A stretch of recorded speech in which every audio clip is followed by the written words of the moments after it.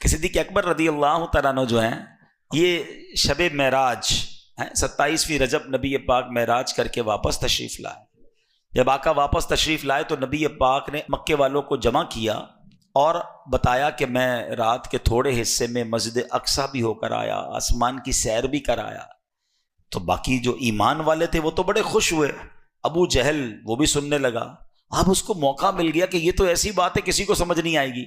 اب آپ کہیں کیوں سمجھ نہیں آئے گی؟ اب میں آپ کو سمجھاتا ہوں کہ اگر میں کہوں آپ کو میں عشاء کی نماز عبداللہ گوٹ کی اس مسجد میں پڑھوں اور فجر میں آ کے آپ کو بتاؤں کہ رات میں عشاء پڑھ کے جو ہے نا امریکہ گیا تھا اور فجر میں واپس آ گیا ہوں, تو آپ یہی کہیں گے عبدالحبیب بھائی کی لگتا ہے طبیعت ٹھیک نہیں ہے, یا تو یہ خواب میں گئے تھے. ٹھیک ہے, دو میں سے ایک بات ہو سکتی ہے. اتنی دیر میں تو بندہ وہاں سے ہو کر آ نہیں سکتا, کیونکہ نبی پاک رات بھی ان کے ساتھ تھے اور بیت المقدس اور مکہ پاک کا راستہ 1 مہینے کا تھا. اب تو جہاز آ گئے نا, پہلے اونٹوں پر گھوڑوں پر سفر ہوتا تھا. 1 مہینہ جانے کا راستہ, 1 مہینہ واپسی کا راستہ. ابو جہل نے کہا اے محمد صلی اللہ علیہ وسلم, جو آپ ابھی کہہ رہے ہیں میں اور لوگ جمع کر دوں آپ کہہ دیں گے؟ نبی پاک نے فرمایا بالکل بتاؤں گا, بالکل کہہ دوں گا. ابو جہل نے کیا کیا, اور لوگوں کو جمع کیا. کہا دیکھو جس کو تم اللہ کا نبی مانتے ہو, جو اللہ کا نبی ہونے کا دعویٰ کرتا ہے, وہ کیا باتیں کر رہے ہیں. نبی پاک نے فرمایا کہ میں رات تھوڑے حصے میں بیت المقدس ہو کر آ گیا. لوگ ہنسنے لگے, معاذ اللہ مذاق اڑانے لگے. اب ابو جہل کو یاد آیا کہ یہ تو موقع ہے ابو بکر کو اپنے ایمان سے ہلانے کا ہے. سیدنا ابو بکر رضی اللہ عنہ جب سے ایمان لائے تھے نا, مسلمانوں کو تو بڑی تقویت مل گئی تھی, طاقت مل گئی تھی. یہ کفار بڑے پریشان تھے کیونکہ آپ بڑے تاجر تھے, بڑا نام تھا, آپ کا روب تھا. تو یہ پہنچ گئے. ابو جہل پیارے آقا علیہ الصلوۃ والسلام کے سب سے قریبی ساتھی حضرت ابو بکر صدیق کے گھر پہ چلا گیا ابو جہل, اور دروازہ کھٹکھٹایا. سیدنا ابو بکر صدیق باہر آئے. کہا اے ابو بکر, جس نبی سے محبت کرتے ہو تمہارے دوست پتہ ہے کیا کہتے ہیں؟ کہا کیا کہتے ہیں؟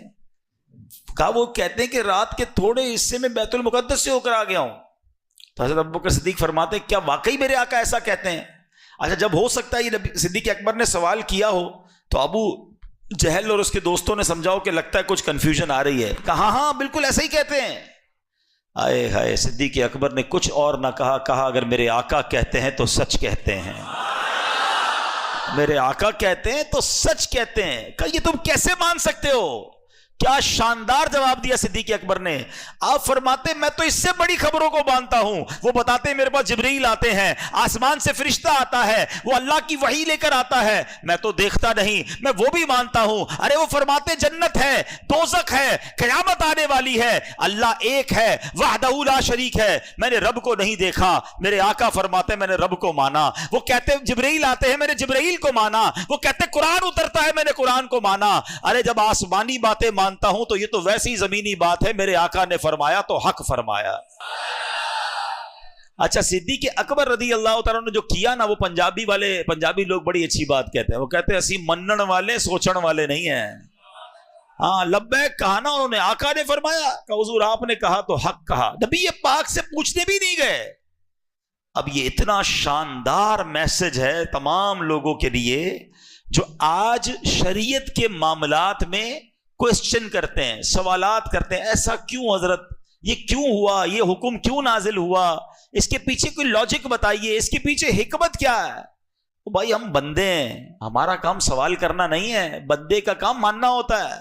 ہم نے اللہ کو نہیں دیکھا تو رب کو مان لیا ہے. جبرائیل قرآن لے کر آئے, ہم تو قرآن کو مانتے, اللہ کی کتاب ہے. اب جب حدیث پہنچی نبی پاک نے فرمایا تو خامہ خائی کے سوال کیسے. تو ہمارا کام دینی احکام میں سوال کرنا نہیں ہے, ہمارا کام ان احکام کو ماننا ہے. اچھا, اب 2 بات چلی پڑی ہے, چلیں ایمان والوں کے ایمان میں اور اضافہ کر دوں, عاشقان رسول کے دلوں میں اور خوشی داخل کر دوں, اور کچھ لوگ جو خامہ خائی کی کنفیوژن پھیلاتے ہیں اس کا بھی علاج کر دیتے ہیں. پہلی بات, 27 رجب گزری, صبح آ گئی. نبی پاک نے جب معراج کا واقعہ سنایا تو ایمان والوں کو کیا ہوا, کیا ہوا؟ خوشی ہوئی نا. کیا ہوا بتاؤ نا بھائی. اور بے ایمانوں کا کیا ہوا؟ تکلیف ہوئی, پریشانی ہوئی. یہ آج تک ہو رہی ہے, سمجھ گئے؟ ہاں, آج بھی شب معراج آتی ہے تو کچھ عاشقان رسول جھوم جھوم کر کہتے ہیں شاہ دولہ بنا آج کی رات. ایمان والوں کو آج بھی خوشی ہو رہی ہے, جن کے دلوں میں پرابلم ہے ان کو آج بھی پرابلم ہو رہی ہے. تو پہلے یہ سمجھ لو. دوسرا, اب لاجیکلی جواب سمجھ لو. کچھ لوگ کیا کہتے ہیں, خواہ کہیں معراج کی اتنی عظیم سعادت, اتنے بڑے معجزے کو معاذ اللہ کم دکھانے کے لیے کہتے ہیں کہ یہ معراج جو ہوئی تھی نا, یہ خواب میں ہوئی تھی. معاذ اللہ. وہ کیا کہتے ہیں, نبی پاک خواب میں تشریف لے گئے تھے. اب میں آپ کو بڑی آسانی سے لاجیکلی سمجھا دیتا ہوں, غور سے سنو گے تو آئندہ کبھی وسوسہ کوئی ڈال نہیں سکے گا, ٹھیک ہے. کبھی آپ صبح اٹھیں, اتنے سارے لوگ بیٹھے, ہمارے گھر میں بھی چھوٹے چھوٹے بچے ہوتے ہیں, کوئی بچہ صبح اٹھ کر کہے کہ ابو جان رات میں خواب میں جو ہے نا لاہور بھی گیا, اسلام آباد بھی گیا, اس کے بعد مکے بھی گیا, مدینے بھی گیا. صبح اٹھا تو بستر پر تھا, تو آپ کیا کہیں گے, چلو بیٹا مبارک ہو, ماشاءاللہ مکہ مدینہ دیکھا, لیکن خواب میں سارے ہی گھومتے رہتے ہیں. خواب میں کوئی بھی کہیں چلا جائے کوئی پابندی تو نہیں ہے نا, اور کوئی بڑا کمال بھی نہیں ہے. ایک بڑا لاجیکلی سوال, حکمت والا سوال آپ سے کر رہا ہوں. اگر نبی پاک نے 28 رجب کی صبح یہ کہا تھا کہ میں رات کے اندر خواب میں بیت المقدس دیکھ کر آیا ہوں, تو جھگڑا بنتا؟ بتاؤ نا. نہیں نا. اگر آقا یہ فرماتے کہ میں خواب میں بیت المقدس گیا تو کسی کو کیا اعتراض ہوتا؟ یہ ابو جہل اور اس کی کمپنی کا اعتراض ہی بتا رہا ہے کہ نبی پاک نے دعویٰ یہی کیا تھا کہ میں جسمانی طور پر بیت المقدس گیا تھا. سمجھ آ گئی بات؟ جو ان کا جھگڑا بننا ہے نا, کہتے ہیں نا ہر کام میں اللہ کی حکمت ہوتی ہے. وہ اعتراض جو کر رہے ہیں نا, کتابوں میں لکھا کہ یہ اعتراض کر رہے ہیں, مذاق اڑا رہے ہیں, صدیق اکبر کے گھر جا رہے ہیں, یہ سب چیزیں بتا رہی ہیں کہ میرے آقا نے اس دن جو اعلان کیا تھا نا, وہ اعلان یہی تھا کہ میں جسمانی طور پر بیت المقدس گیا تھا. ایمان والوں نے اس وقت بھی مانا تھا, ایمان والے آج بھی مان رہے ہیں, اور انشاءاللہ قیامت تک مانتے رہیں گے. رہے گا یوں ہی ان کا چرچا رہے گا, رہے گا یوں ہی ان کا چرچا رہے گا. پڑے خاک ہو جائیں جل جانے والے, پڑے خاک ہو جائیں. تو انشاءاللہ صدیق اکبر کی ادا کو ادا کریں گے, اور ہر معراج کی صبح خوشیاں منائیں گے انشاءاللہ.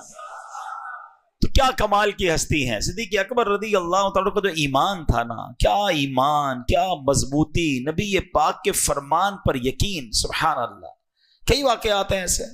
ایسا ایمان مضبوط تھا کہ حضرت غزوہ تبوک کا موقع ہے, حضرت عمر فاروق رضی اللہ تعالیٰ عنہ کہتے ہیں ہر بار صدیق اکبر نیکیوں میں آگے بڑھ جاتے ہیں. اس بار میرے پاس تھوڑے پیسے زیادہ ہیں, اس بار میں نے نیکیوں میں آگے بڑھنا ہے. تو کیسے آگے بڑھنا ہے؟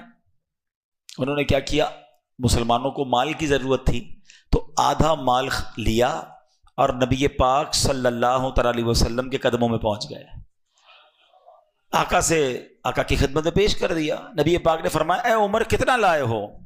کہتے ہیں حضور والا جتنا گھر میں تھا آدھا لے آیا ہوں. پیارے آقا علیہ الصلوۃ والسلام نے فرمایا اے عمر گھر والوں کے لیے کیا چھوڑا ہے؟ کہ حضور گھر والوں کے لیے میں آدھا چھوڑ کر آیا ہوں. اب ذرا سوچئے, جن لوگوں کو 2.5% زکوٰۃ دینا مشکل لگتا ہے وہ 50% لے کے چلے گئے.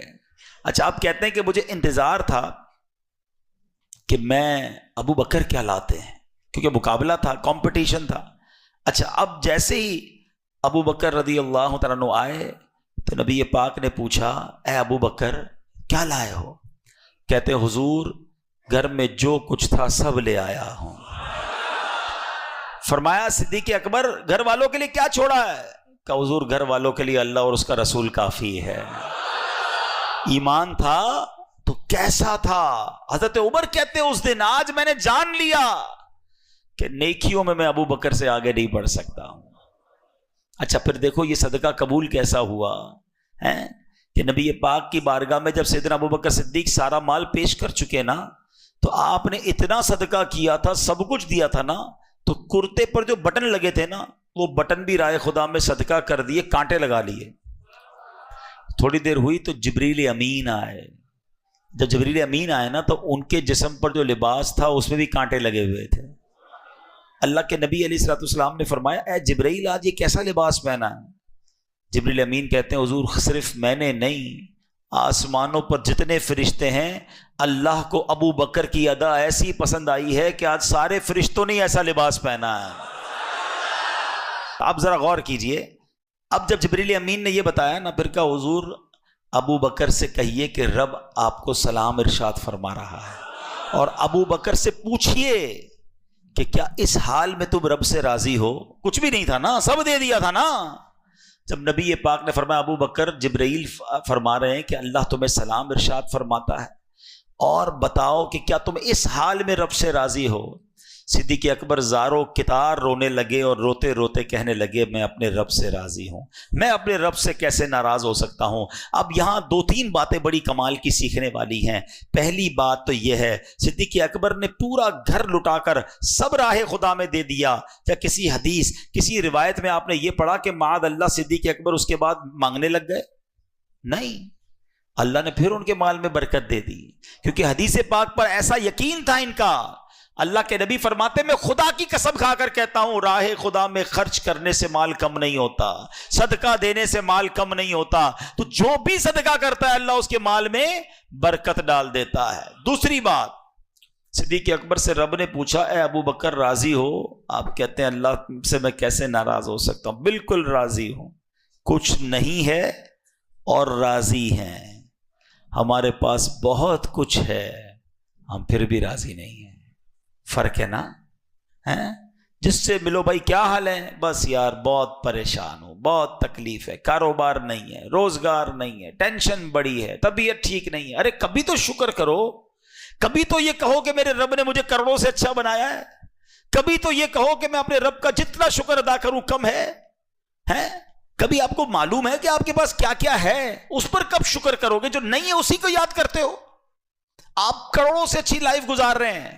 جی ہاں، ہو سکتا ہے کوئی میرا بھائی کہے یار یہ مولانا صاحب کیسی باتیں کر رہے ہیں، میں تو نوکری کرتا ہوں، کرائے کے گھر میں رہتا ہوں، قرضے میں ڈوبا ہوا ہوں، کیسے میں اچھی لائف گزار رہا ہوں. میں بتاتا ہوں آپ کو، جتنے بھی بھائی ادھر ہیں نا سارے اپنے پیروں پہ چل کے اندر آئے ہیں. کئی لوگ ہیں جن کے پاس پیر ہی نہیں ہیں. آپ سب نے دوپہر کو کچھ نہ کچھ کھایا ہوگا. آج کروڑوں لوگ ایسے بھی ہیں دنیا میں جنہوں نے آج صبح سے کچھ نہیں کھایا ہوگا. میں اور آپ سب واپس جائیں گے نا، ہمارے پاس گھر ہوگا، بستر تیار ہوگا، کوئی کمبل بھی ہوگا، کوئی تکیہ بھی انتظار کر رہا ہوگا. مگر ایسے بھی لوگ ہیں جو آج سردی کی رات بغیر کمبل اور بغیر تکیے کے کھلے آسمان تلے سوئیں گے. ہم سب اپنے تمام کاموں سے فارغ ہو کر واش روم کے ذریعے اپنا استنجا وغیرہ خود کر لیتے ہیں. کبھی دیکھا ہے آپ نے ان لوگوں کو جن کو پیشاب کرنے کے لیے بھی نالی لگائی جاتی ہے؟ ان کی تکلیف کا پتہ ہے. ڈائلیسس کے مریض سے ملو تو وہ تھوڑا سا پانی بھی پیتے ہوئے ڈر رہا ہوتا ہے کہ پانی پیوں گا تو اس کا حال کیا ہوگا. جتنا پانی چاہیے ہم پی لیتے ہیں. اللہ کی کس کس نعمت کو گنواؤں میں؟ ذرا سارے میرے بھائی آنکھیں بند کریں، سب آنکھیں بند کریں. کچھ نظر آ رہا ہے آپ کو؟ کچھ بھی نظر نہیں آ رہا، اندھیرا نظر آ رہا ہے. اب آنکھیں کھول دیجئے. سب نظر آنے لگ گیا. تھوڑی دیر پہلے جو آپ کو اندھیرا نظر آ رہا تھا نا، جو نابینا ہوتا ہے نا اس کو صرف یہی نظر آتا ہے. ساری زندگی یہی نظر آتا ہے. کبھی ان آنکھوں کا شکر ادا کیا ہے؟ اللہ نے اندھا نہیں بنایا، اللہ نے لنگڑا نہیں بنایا، اللہ نے بغیر ہاتھ کے پیدا نہیں کیا. لوگ پیدا ہوتے ہیں نا، ایک گردے والے پیدا ہوتے ہیں، دل میں سوراخ ہوتے ہیں. کیسی کیسی بیماری آج تو ہم سن رہے ہیں. کب شکر ادا کرو گے؟ اتنی رب کی نعمتیں. میں ایک واقعہ کئی بار پہلے بھی بیان کیا. میں ایک بہت بڑے بزنس مین ہیں، ان کے والد صاحب سے ملنے گیا. اللہ ان کے والد صاحب کی مغفرت فرمائے، اب تو انتقال ہو گیا. لیکن جب وہ بیمار تھے نا تو میں ان کے گھر پہ گیا ان سے ملنے. اب یقین کریں میں نے زندگی میں پہلی بار وہ بیماری سنی تھی. پہلی بار پتہ چلا کہ یار ہم پر اللہ کے اور کتنے احسان ہیں. ان کو پتہ ہے پرابلم کیا ہوا تھا؟ ان کے سر پر ایک فالج کا اٹیک ہوا تھا، جس کی وجہ سے یہ اللہ پاک نے ہمارا پورا جو سر ہے نا، دماغ، اس کے ہر حصے میں کوئی کام رکھا ہے. یہ میں جو ہاتھ ہلا رہا ہوں نا، مثال دے رہا ہوں، دماغ کا کوئی حصہ ہے جو اس ہاتھ کو کنٹرول کر رہا ہے، کوئی حصہ ہے جو میری زبان کو کنٹرول کر رہا ہے، کوئی ایک حصہ ہے جو میرے اس ہاتھ کو کنٹرول کر رہا ہے. پورے باڈی کو کنٹرول یہاں سے ہو رہا ہے. تو ان کے دماغ میں کوئی ایک ایسا حصہ ڈیمیج ہو گیا کہ اب دیکھیں ذرا غور سے سمجھیے گا میری بات. میں اور آپ جب بھی کوئی پانی پیتے ہیں, نوالا رکھتے تو ہم کیا کرتے ہیں؟ منہ میں رکھتے ہیں نا. اندر کیسے جاتا ہے یہ کرتے ہیں, پھر اندر جاتا ہے نا, تھوڑا سا پش دیتے ہیں, اندر جاتا ہے, حلق سے نیچے اترتا ہے. ان کو یہ بیماری ہو گئی تھی کہ پانی یا کھانا زبان پہ رکھ دیں, وہ گلے سے نیچے اترنے والا جو آرڈر ہے نا, دماغ کا جو حصہ دیتا ہے وہ سن ہو گیا تھا. میں شاید سمجھا نہیں پا رہا, آپ حیران ہو جاؤ گے. میری پہلی بار پتا چلا یہ میں پانی ہے نا, بسم اللہ الرحمن الرحیم, پانی اندر کیسے گیا؟ منہ تک تو میں لے گیا, اندر جانے کے لیے میرے حلق سے میں نے ایک تھوڑا سا منہ سے پش دیا, وہ اندر گیا. ایسا ہی ہے نا, ایسے ہی کھاتے ہو نا. یہ جو حلق سے نیچے اترنا ہے نا, یہ ایسے نہیں ہوتا. یہ دماغ کا ایک حصہ ہے جو حلق کو آرڈر دیتا ہے کہ اب تمہارے منہ میں کھانا آ چکا ہے, اب اس کو اندر لے جاؤ. ان کی زبان پر کھانا پڑا رہتا تھا, پانی پڑا رہتا تھا, دماغ آرڈر نہیں دیتا تھا کہ اندر جائے.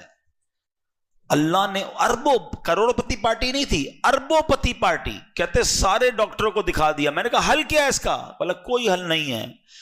کچھ عرصے کے بعد اگر رب نے چاہا تو یا تو یہ حصہ ٹھیک ہو جائے گا, یا دماغ کے دوسرے حصے کو اللہ کریم یہ طاقت دے گا کہ وہ حلق سے نیچے اتارنا شروع کرے گا. اچھا, میں تو دعا کر کے باہر آ گیا. میں نے کہا یا اللہ, تو نے ہمیں کتنی نعمتوں سے نوازا ہے, ہمیں تو پتہ ہی نہیں کہ ہمارے دماغ میں کیا کیا سسٹم فٹ ہے, اور ہم جیسے چاہتے کھاتے پیتے, اندر بھی چلا جاتا ہے, فارغ بھی ہو جاتے ہیں. اس پر کب شکر ادا کرو گے؟ سوچو میرے پیارے اسلامی بھائیوں, نہ شکری نہیں, شکر گزار بنو. اللہ نے بہت دیا ہے, کروڑوں سے اچھا بنایا ہے. صدیق اکبر کے پاس کچھ نہیں تھا. جبریل امین نے پوچھا کیا رب سے راضی ہو؟ کہتے ہیں ہاں میں اپنے رب سے راضی ہوں. آپ بھی تو بولو میں اپنے رب سے راضی ہوں.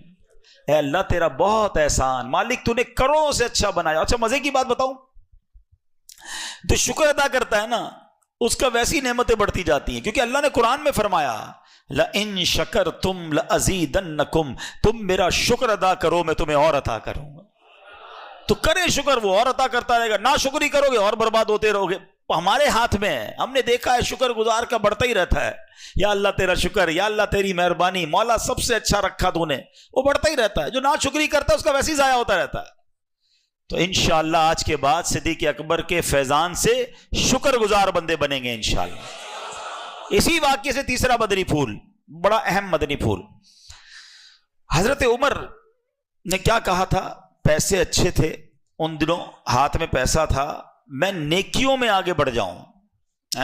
ہمارے پاس پیسے آ جائیں تو ارے بھائی بڑے ٹائم سے سوچا ہوا تھا, پیسے آئیں تو یہ والا کام کرنا ہے, یہ والا ارمان پورا کرنا ہے, معاذ اللہ یہ والا گناہ کرنا ہے. یعنی لوگ انتظار میں بیٹھے ہوتے ہیں کہ یار پیسے آئیں تو میں یہ والی غلط کام کروں. وہ پیسے آتے تھے تو نیکیوں میں آگے بڑھتے تھے.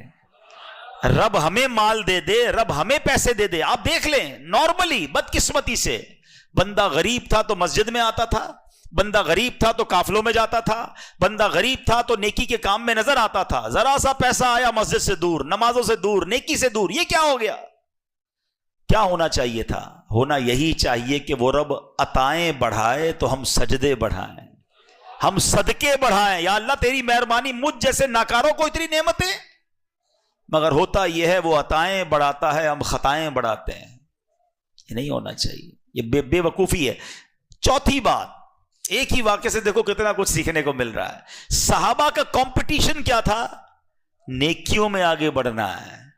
ہمارا کمپٹیشن کیا ہے؟ مال میں آگے بڑھنا ہے. اس کا گھر میرا اس سے بڑا ہونا چاہیے, اس سے اچھا موبائل ہونا چاہیے میرا, اس سے اچھی گھڑی ہونی چاہیے, اس سے اچھی گاڑی ہونی چاہیے.